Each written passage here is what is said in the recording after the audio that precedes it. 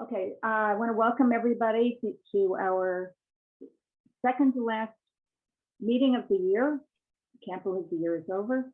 Our speaker today is Laura Russell, who is a photographer and bookbinder who creates hand-bound limited edition artist books that incorporate photographs of our urban and social landscape to tell stories about our culture and community.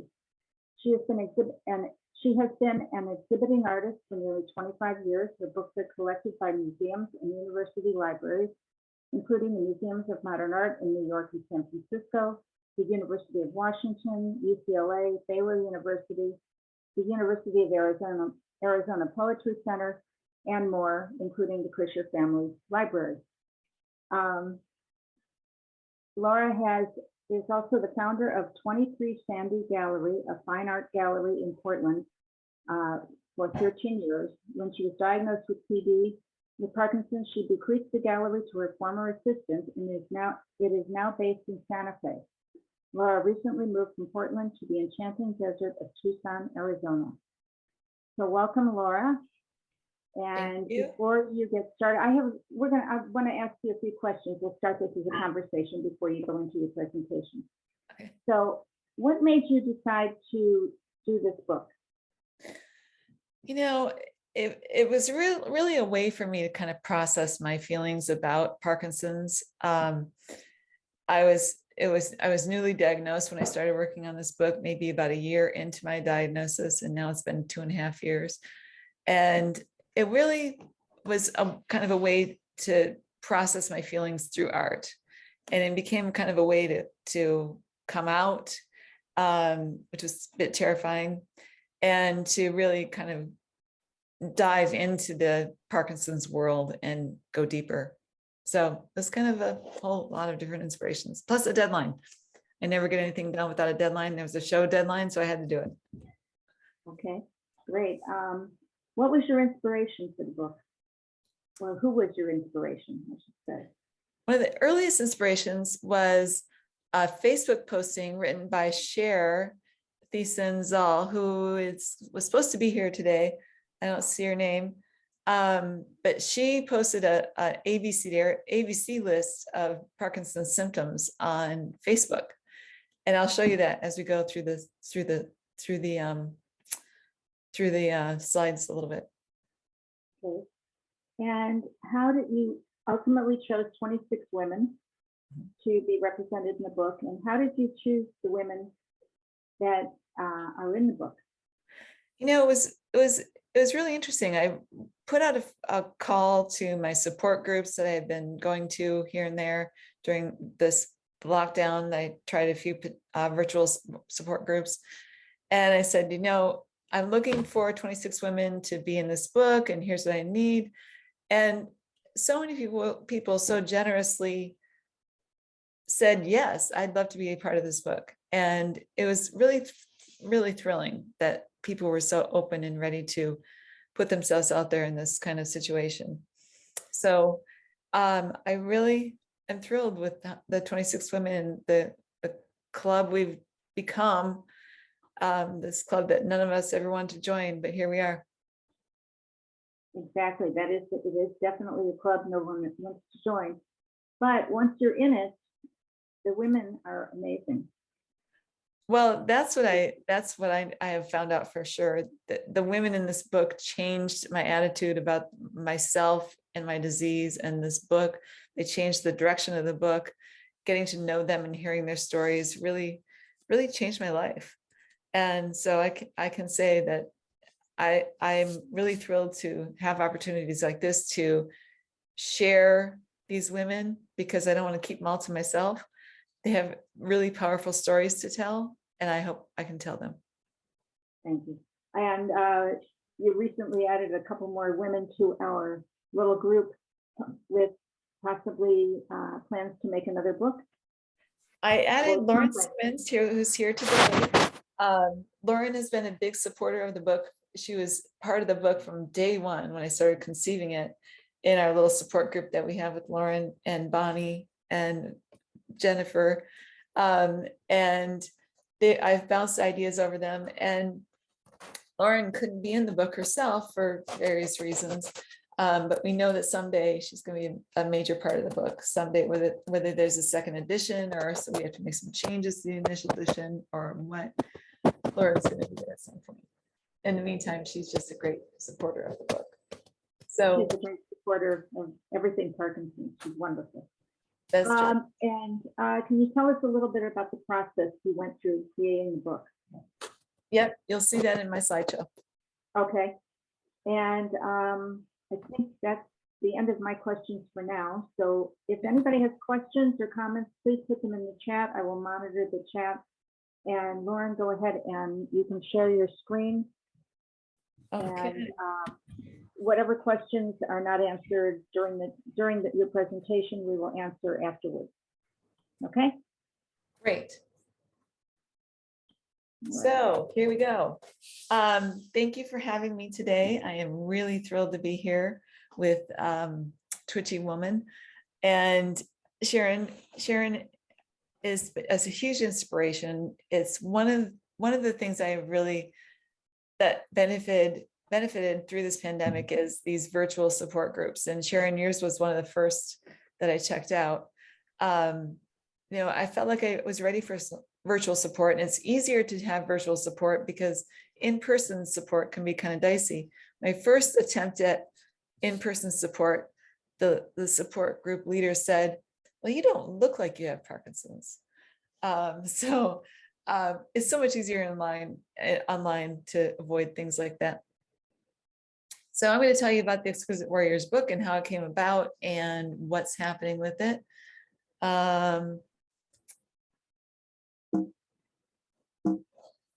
And my pages aren't. Okay, so are you seeing a blank slide here? So the slide's advancing. Okay, great. So I am a book artist, and not a lot of people know what that means. So basically, I'm a bookbinder and a photographer. So I make books using my own photographs. It's a form of fine art crossed with self-publishing, and it creates these very interesting sculptural objects in the form of a book. I sell these books around the country and around the world to libraries and museums. And there's believe it or not, a huge community of book artists across the country and around the world. There's book artists everywhere. So I'm going to show you a few of the books that I've done myself. This one is called Colfax Day and Night, and it explores Colfax Avenue in Denver, which is the longest continuous running street in America, some say. It's a bit debated. So I took photographs of all the vintage neon signs, front and back and day and night, and made this book of contrasting day and night images together. And then I traveled the entire state of Colorado to document brick wall ghost signs, which are greatly endangered by weather and development. And I cataloged them and made this leather-bound artist book that was one of my favorite projects ever. It really was great fun traveling the entire state and finding these signs. Then this is a book I made with my mom. My mom used to love to shop at Goodwill stores. When we were in the same town, she could shop for hours in a Goodwill store. And I took photos and she shopped, and we were both happy because I don't like to shop that much. So this book is called Goodwill and Salvation. It's interesting pairings of photographs. This is a very recent book. It's titled Sentinels of the Desert, and it's about the saguaro cactuses that grow here in Tucson and the Sonoran Desert. And they're very sentient beings, and they make me gasp when I drive down the road and I see a beautiful cactus, and it's just like, oh, look at that thing. And so this book celebrated them, and it's their timeline of their life, and on the backside is a poem about their life. So I was diagnosed with Parkinson's disease in 2019, and at the age of 55. I knew it was coming. I had been denying that it was coming for an awful long time. the first inkling, the first time I knew I had it was in 2016, when I was in a hotel room in Palm Springs watching morning news, and Matt Lauer on the Today Show came on with a segment titled 5 Early Symptoms of Diseases That You Should Be Aware of. And the number one symptom he said was cramped handwriting is a symptom of Parkinson's disease. So at that point, I knew that I had it, and I feel like Matt Lauer gave me my first diagnosis. It actually took me until 2019 to feel like it was time to get a diagnosis and know what I was facing. This is me. I'm a bicyclist. I've been cycling for 35 years. So, you know, if everybody tells us to exercise, and cycling has been studied as benefiting Parkinson's patients, I maybe shouldn't have even gotten it, it seems like, but maybe all this exercise I did just delayed the progression. Let's hope. We'll see.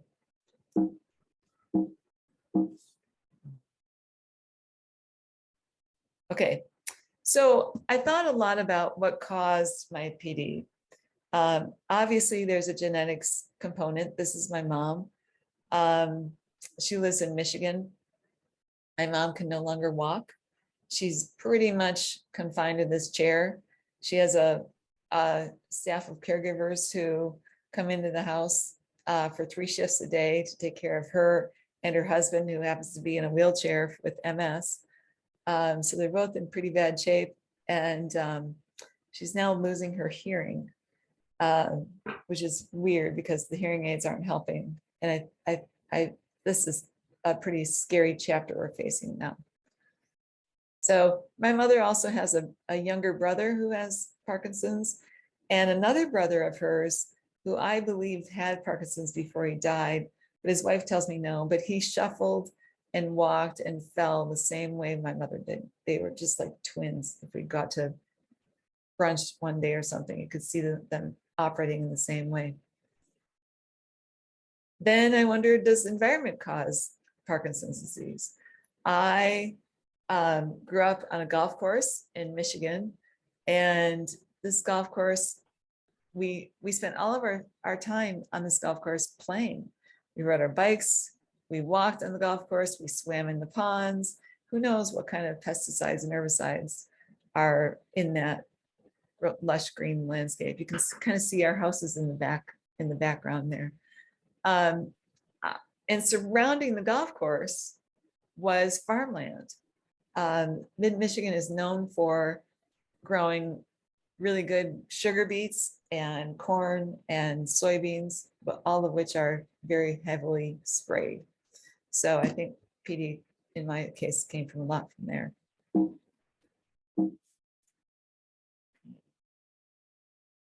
Then I wonder also if stress causes PD. In my case, I owned this art gallery in Portland for 13 years. And I worked what felt like 100 hours a week. I was so bound and determined to make this gallery successful. And it was, and I was very proud of it, but I worked my ass off to get there. This is what the gallery looked like on the inside. We featured mostly artist book shows. And over 10 years, I had 91 exhibitions. And most of those were organized myself with the help of some assistants and interns here and there, but mostly I did it myself. And it was a huge undertaking, but I'm proud of it. It was great. We did these national juried exhibitions. Like this show has a theme called Feast. And so it's all books about food and our memories of food, and really great works. We had installations in the gallery occasionally. This is a really fantastic installation of collage paper, paper mache by Holly Sen, who lives in Tacoma. I used to travel a lot to attend book fairs and sell books at the fairs. This is the predominant artist book fair in the country. It's called Codex, and it happens every other year in San Francisco, Richmond actually. And I have a table down there somewhere hawking books. I also would take the books that I have in the gallery by artists I represent and take them to university libraries and museums and ask them to buy books. This visit in particular is to the Michigan State University Fine Art Library, who were always big supporters of my artists, and it was always a thrill to show them books. They would pull out the books and bring around 4 or 5 librarians and have a party choosing books. In 2020, I decided that I wanted to work not so hard anymore, work less. And so I bequeathed my art gallery to Erin Nicholson, who had subsequently moved to Santa Fe, New Mexico. And now she is a private dealer, private gallerina in New Mexico. And she's doing great with the business. I'm really proud of her and just thrilled that she's taking off so well. So I'm going to show you here a video. Hopefully it'll work. Hi. Ah, wait. And it'll show you how the book operates. Hi, I'm Laura Russell, and this is my artist book titled Exquisite Warriors. Exquisite Warriors celebrates 26 women battling Parkinson's disease, a disease I know a lot about as my mother has suffered from it for 20 years, and I was diagnosed in 2019. The book features an ABCD list of Parkinson's symptoms, and yes, there really are that many. The 26 letters of the alphabet are paired with 26 women showing us their best power pose. The idea of the exquisite corpse structure is like the children's book of that structure, where you can mix and match the body parts of the women inside the book. The middle section of the book is my own story about Parkinson's disease, and the bottom section of the book is a quotation from each of the women participating with their biggest fear about Parkinson's disease. Thank you. That's what I did this morning. That was kind of fun. So, as I mentioned before, in the book arts world, we have call for entries for juried exhibitions. And the theme for this juried exhibition, which was Erin's first exhibition for 23 Sandy, was unseen. And at first, I just didn't quite connect to unseen. The word didn't excite me much. I just couldn't find much inspiration there. But I got thinking about it. And the first thing I did was wrote about it. I made this list of things that made me think about unseen. And I thought about how Parkinson's patients in the early stages are unseen. And in late stages, we become so isolated or homebound. We're kind of hide from the world because our symptoms are so crazy. And there's a lot of fear and a lot of shame involved. And I really wanted to try to find a way to get past that. This photo is Susan, who lives in Tennessee, who I met. It turns out she's also a fellow bookbinder I met through a common friend of ours. And I'm going to read an excerpt from this, my part of the book that applies to this. It says, I am left-handed. PD took that hand first. As an artist, my hands are what are vital to my identity. Before I started the drugs, I could no longer floss my teeth or hold a scalpel for cutting paper. Who would I be when I can no longer make books? Hopefully, I'll get the apathy symptom at the same time so that I'll no longer care about the book ideas that are always swirling in my head. This book is a coming out of sorts. This disease is an unseen illness for me. It won't be someday. I'll hide then. For now, I must choose the path of light and hope and action. So that this photograph really inspired a lot as it came in. So another inspiration I found was on Facebook, and Cher Thiesenzal, who are you here, Cher? I'm not sure if she was supposed to be here today. I'm hoping she'll come. Cher posted this on Facebook, and I took a screenshot of it, and I kind of filed it in my my inspiration file for this for the Unseen project. And it's an ABC list of handwritten, A is for apathy, anxiety, akinesia, B is for balance, brain fog, bradykinesia, and so on. And Cher posted this, and somebody asked where it came from, and Cher responded, "It was my list, and I love this by happy accident." There's Sharon saying, "This is great." So this kind of sat on my desk for a few weeks or a few months, and suddenly I realized this had to be an integral part of the book. So then I had to find, if I have 26 letters of the alphabet for 26 symptoms, I needed to find 26 women to pair with those letters of the alphabet. So I started putting the feelers out and rounding up as many women as I could to participate in the book. And I found those women through such amazing connections. Like this woman, Kim, who's in Portland, her husband and my husband used to ride bicycles together many years ago.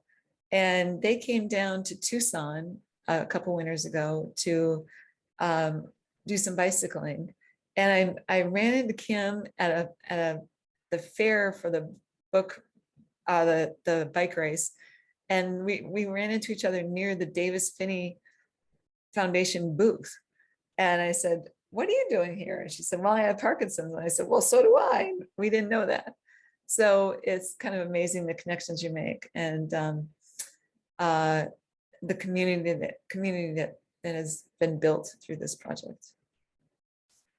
Then I needed a structure. So I was looking for what structure could accommodate the ABCDarian, the photos, a bunch of text. How is this all going to work together? And I found this photo of historical exquisite corpse structure, the true exquisite corpse where you're mixing and matching the body parts to create new characters. And I just found this last night, and this morning I read it. I read the words, and it says, "My heart is full of romance. I shuffle over to ask for my daily walk." And I thought, wow, what a weird coincidence that text is about shuffling and walking, and it's a Parkinson's story. So wouldn't it be great if we could kind of mix and match our symptoms? Like, I'm tired of my gut problems today, so I'm going to switch that. And kind of have this idea of this cartoon character switching symptoms. When I finally decided to ask women to submit their photographs for the book, I asked them to give me the best power pose, because I really wanted everybody to be kind of in the middle of the page and straight up, and hands either at their side or doing something forceful. I wanted to see the power of the women in their images. And this is a great one by Cher also that shows us that power. And then I had to have a title for the book. So the title is Exquisite Warriors. I had been working off of the Exquisite Corpse title as some way to cut exquisite. I had 1,000 different brainstorming things.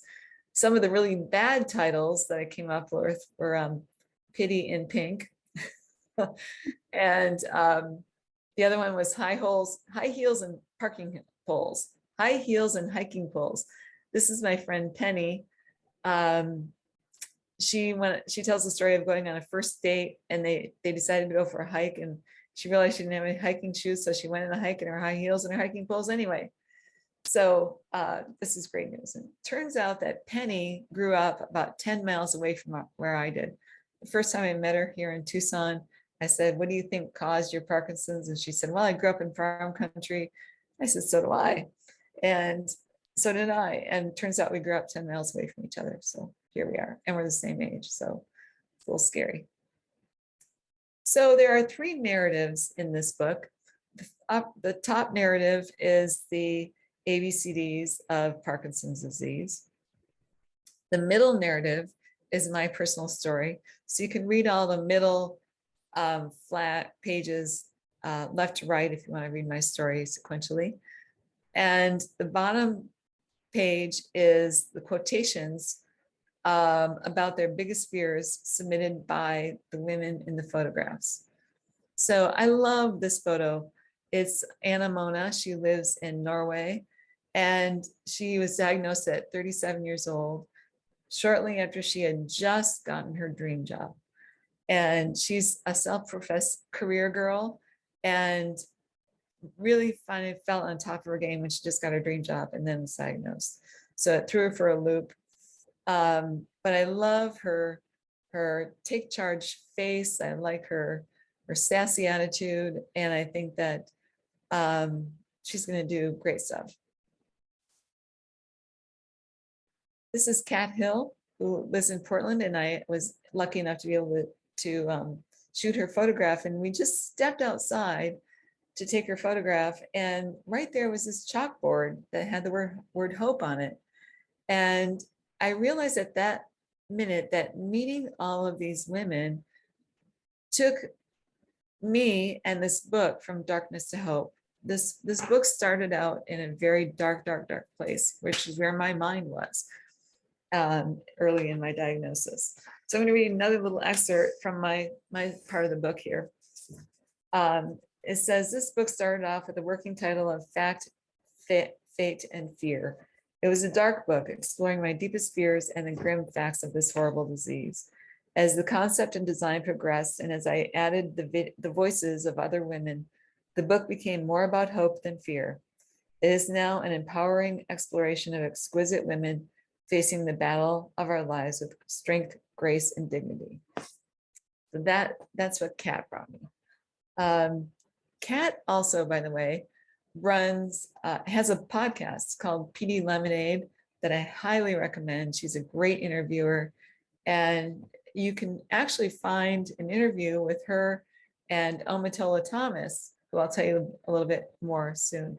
But she's interviewed some really, really fascinating women, and her husband over some of her couple seasons of podcasts. This is Mai Evers, who lives in Hamburg, Germany, and she's a dancer.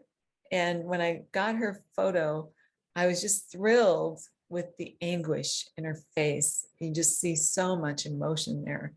And this was the first photo that came in, and I was just flabbergasted and wowed and so excited now to get this project going because it just moved me so much. Mai has an embroidery project going where she will take a photograph of a Parkinson's patient, embroider it, as you can see on my image on the left or right, and then she's going to make a quilt and sell that quilt at the Barcelona World's Parkinson's Congress to raise funds for Parkinson's research. So if you contact her at her website, she can tell you how to send her a photo, and she'll show you what she's embroidered for you. This is Shivani. Shivani is a young onset PD patient. She has young children, so her superpower is her mom skills. Shivani, when this is the second image that came in, and I saw her sari and was just floored by the beauty of this fuchsia and gold, and the tray she's holding are offerings to a Hindu god during a festival. So, and the intensity in her gaze and her eyes really spoke just volumes, and it's just such a powerful photograph. Ingrid, who I know is here today, Ingrid never painted or did much creative until she was diagnosed with Parkinson's, which is something I hear about a lot. This disease brings out creativity in people like never before. So I love this fierce face that Ingrid has for us. And I love that Ingrid is barefoot with those great red toes. And I looked through the book the other day and realized that 5 women in the book are barefoot. There's a meaning to that. I'm not sure what it is, but I love it. On the right, you can see a watercolor of that Ingrid has drawn. It says exquisite women don't give up. And she also published her own artist book, which I'll show you right here. And she includes her own artwork in it. And then also it's a series of photographs of herself. She's battling another disease as well and taking steroids, and she wanted to document how her face changes with the steroids. So it's a really powerful book. She sent me a copy of this. I was really thrilled. This is Deborah Doxey, AKA Latifa. And Deborah really wanted to include cultural references in her photographs, which I was thrilled to find, thrilled to have. The Michelle Obama book is so important to her. The dress, the necklace, the object behind her, all really had deep meaning for her in her culture. And I love her red shoes too, they're really cute. This is Missy, who's here from Toronto. Missy is a wildlife photographer, and I love her pose and her camouflage clothing and her huge honking lens that is just got to do some great photographs. And she looks like a supermodel here. It's really great. And so go to Instagram and check out her photographs. They're really phenomenal. This is Allison. Allison was the first person with Parkinson's, not the first woman, the first person to compete on American Ninja Warrior. So that's exciting. And I think she's now competed twice. This is her daughter. And Allison recently married a man who also has Parkinson's. So I think they're going to be quite the dynamic duo. They both do CrossFit training together and are working really hard to delay the progression. This is Carlotta, and Carlotta is another one of our ambitious, powerful, successful women. And I'm always struck by how many women with PD are that type A personality. Carlotta is tour tournament director for Van Open, which is the huge tennis tournament in Vancouver, BC. And I think there's something to strong women getting this PD madness. This is Bonnie. She's a gun-toting sheriff, park ranger, chief of police in Montana. She is the most active outdoor person I've ever met. She's constantly going. And I just adore this photo. This is Bridget, who got married as we were producing the book, and we held a space for her until just a couple days before the book was supposed to go to press to meet our deadline for this fantastic photo. Mai helped me with this. Mai is a good friend of Bridget's and went to her wedding and took these photographs. And I love the idea of having a bride in this book because I think it would give hope to any woman with Parkinson's who is not married, who could think no one will ever marry me now. It can happen, and here's hope. And I love that. This photo is so beautiful as well. This is Sri, and I love of course, the sari and her tattoos and her thoughtful gaze. And Sri is one of the founders of the Women's Parkinson's Project with Cat Hill and Rochelle Flanagan, who lives over in Ireland. And I'm very excited to see what these three women conjure up for this project of theirs. This is Jennifer Sullivan, who I know is here today. She has, she's in Northern California and runs the Wiggles Project. The Wiggles Project is a series of YouTube videos. She's got her own channel, and she posts thoughts and content about Parkinson's disease. Go look for her Wiggles Project cheesecake recipe demonstration fundraiser video. She's raising money for the Michael J. Fox Foundation, and it looks like a great cheesecake. I don't cook, so I haven't made it yet, but I hear it's great. This is Heather Kennedy.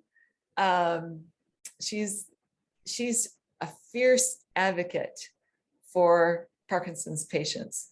Every time I turn on a webinar, I turn on a podcast with the two mics podcasts. I love those podcasts, by the way. Every time I do something with the Davis Finney organization, they do all those webinars and YOPD talks. She's there, and she has the most honest, open voice. She really tells everything like it is, and is willing to share anything, the good, the bad, and the ugly. And I'm grateful for her and for all she does for our community. Okay. Okay. So this book, as I mentioned before, was my coming out book. It's really only been, it's one thing to put it in a gallery and know that whoever comes to the gallery is going to see it. So that was one day of coming out. Then I posted just a few weeks ago my own coming out story on Facebook, which I was terrified to do. I was just absolutely terrified to let the social media world know that I had this disease. But I did it. I stayed strong, and it was no big deal. And I got a lot of support and a lot of supportive messages, and all my friends came out of the woodwork, and it was fantastic. So this book really forced me to come out because I couldn't publish it and sell it if I didn't tell the story. There's a Portland contingent in this book, since I lived in Portland for 15 years, and Neelima here is in Portland as well. And a friend of mine in Portland wanted to start off the fundraising to donate a copy of the book to the Portland Public Library, which is called the Multnomah County Library. They have a special collections room where they collect rare books like artist books, and they have no budget. So she gave me $250 to start the donation, and I've had two friends who've contributed $50 each, so we're up to $350 towards the $500 purchase price.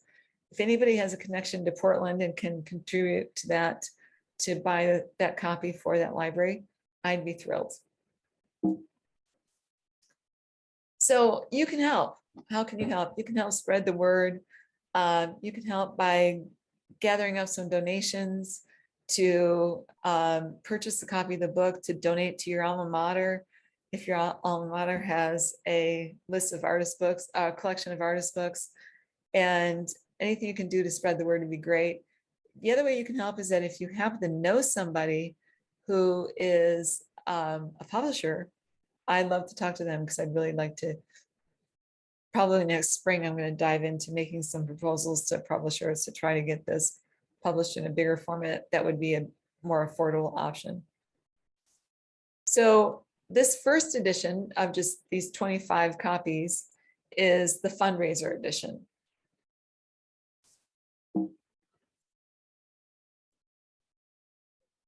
I am having weird, strange things with my pages not advancing. So when all 25 copies of these books are sold for $500 each, we will net gross $12,500. 100% of those gross proceeds are going to be donated to 3 organizations. I am paying for the manufacturing costs for these books, the printing, the binding, the boxes, and the gallery commissions. I had to pay 40% of all sales prices to the gallery for selling the books. So, because I really felt like the more money that I could get into the hands of these organizations, the better. So I've decided to give the money to three organizations at $4,000 each. And the last one is going to be a little, that last $500 is, we're not quite sure what to do with yet, but that'll come. The first beneficiary of the $4,000 award grant is Twitchy Woman. I'm so thrilled. I'm so thrilled. I think the world of Sharon and everything she's doing with this group, and with Susan, and who's helped me initially, helping me to become a mentor for this group, although I haven't quite finished that up yet. I haven't forgot about it, Susan, it's on my list. I love the mentor program that you've pulled together. We've talked about several ways to earmark this woman for this money for a specific project. And we'll have more news about that as we go a little deeper down that process. So Can that's, I say what the one thing we're thinking about doing? Or do you want me to wait? sure. I am thinking of using the money to pay for registration for people who are going to the World Parkinson's Congress for the first time in Barcelona. So I think hope that's that, great. and I know that we have a lot of women who have never been to a World Parkinson's Congress, and if you haven't been, it is a wonderful, wonderful experience. So it's about, if I remember correctly, it was about 400 or 450 per registration. I'm not sure what it's going to be next year. So we will let you know. Excellent. I love that idea. Great. Our second beneficiary of these funds will be Parkinson's Africa. This is Omotola Thomas, who lives in the UK, who grew up in Nigeria, and has formed a nonprofit called Parkinson's Africa to provide resources and knowledge to people in Africa. There are so many stories you hear, not only from Parkinson's Africa, but other places about the lack of availability of Cinemet in Africa. I mean, they just can't get it. And it's a cheap, easy drug. So it's kind of heartbreaking. And people who have Parkinson's are often in various countries in Africa abandoned by their families. And this is just heartbreaking that somebody would just abandon somebody who's in such bad shape, but it's a curse or it's witchcraft or whatever other stigma is attached to this diagnosis is just devastating in Africa. So Omotola, I hope she can change those things. So the third beneficiary, stay tuned. We're going to leave you hanging, haha, with this photo hanging. And that'll come soon. I actually know who that third beneficiary is, but we've got some production delays on the books, so that third beneficiary is going to be delayed. So I haven't made an announcement at this point yet, but we'll soon. So what's next? Like I said, I'd like to find a publisher to produce this less expensive form of this book, and it'll probably look something like this. This is the interior of the book before the cover is added and it's put in the box. So we'll see what some publisher comes up with as options for that. I'm really hoping that'll happen sometime next year. We've also created a Facebook group for the Exquisite Warriors in the book. And I'm hoping that we'll share resources, discuss challenges, and celebrate victories, and just kind of share our news and what's happening in our lives. You know, I want to hear about the awards people are getting and the latest science, and hey, did you hear about this, or hey, did you hear about that? And I hope, I did this because there's these 26 women who I think we could all be great friends, and I just couldn't keep everybody to myself. So I really wanted to create this group so we can all get connected to each other and get to know each other. And then somebody suggested the other day we have to have a road trip somewhere, like go to a spa for a week or something like that, and have an Exquisite Warriors week at the spa. Yeah. We'll have to win the lottery for that. So there you go. Thank you very much for having me today. If you have any questions, you can contact me. You can also go to laurarussell.com where you can see more of my work, and there you can see a flip book of the Exquisite Warriors, and it turns page by page, and you can see the entire story. My entire text is there as one document, so you can read it. And stay tuned for more. And Sharon, thank you for having me. You're welcome. Okay, let's stop the screen share, and I have a few comments and questions. Cheryl Levy wants to know where we can listen to the Lemonade podcast. There are a lot with that title. Kat, if you can put the podcast in the chat so everybody can have it, we'd appreciate it. Carlotta wants to know how many books you have sold so far. So far, we have sold 12 books. So we're halfway done with the edition. I'm kind of at a stopping point though, unfortunately, because of production delays with my bookbinder. She's gonna have 7 more books for me on the 17th of December and the rest following the end of the year. So I'm kind of stop and go and stop and go. So 12 so far, but that's actually really, really good. The rest of the copies will mostly go to my museum and library customers. So I'll put a list on the website at some point of where these books are, because if you live, for example, in Georgia, you could go to Emory University and look at the book there. So that's kind of fun. And I'll put a list of what libraries they're in that are Vancouver. public accessible. Okay. Yeah, 3 in Vancouver. Yes, Carlotta and 2 of her friends purchased books and they just arrived in Vancouver last week. That's very Fantastic. nice to see you here, Carlotta. Good to see you, Laura. Somebody, I guess Carlotta's the one who's not silent. I'm gonna mute you, Carlotta, because we're getting a lot of background noise. Carlotta suggested that everyone listen to Larry Gifford's podcast, When Life Gives You Parkinson's, on how Africa handles Parkinson's, and it's a heart-wrenching story. And we have several people who want to do a spa week. And actually, there's been talk that sometime in the not too distant future, we do a Twitchy woman retreat somewhere. If anybody is interested in doing that or wants to be in charge of doing that, because I'm not going to be in charge, please let me know, and it will be a lot of fun. And let's see, Susan Lehman loves the writing of the text in the book. It is beautiful. The whole book is just beautiful. When I got it, we were going to friends for dinner, and I took it with me because I was so excited about the book, and they were just going through it page by page, reading everything. It was wonderful. They really enjoyed it. And these are people who don't have Parkinson's, so it was really a terrific thing to bring and share. And I want to thank you for that. That's so exciting to hear. You made my day. So anybody have questions, comments, anything else? We actually had 26 women join us today, which was appropriate, right?